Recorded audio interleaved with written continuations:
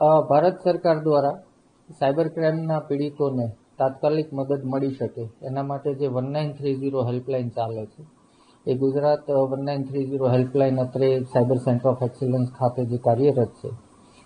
આ 1930 હેલ્પલાઇનમાં ડિસેમ્બર માસમાં ગુજરાતના નાગરિકોએ આશરે 121 કરોડ જેવી રકમ ગુમાવી.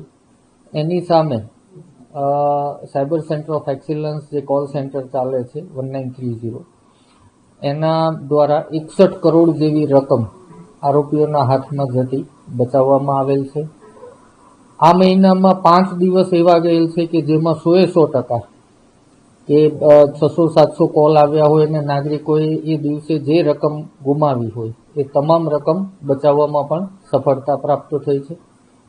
ગઈકાલના ડેઇલી રિપોર્ટની વાત કરીએ તો 1475 ટોટલ કોલ આવેલા હતા, જેમાં 685 ફિનાન્શિયલ ફ્રોડના કોલ હતા, જેમાં નાગરિકોએ 1.57 કરોડ ગુમાવેલા હતા અને આ 100% રકમ ફ્રીઝ કરવામાં સફળતા મળેલી છે.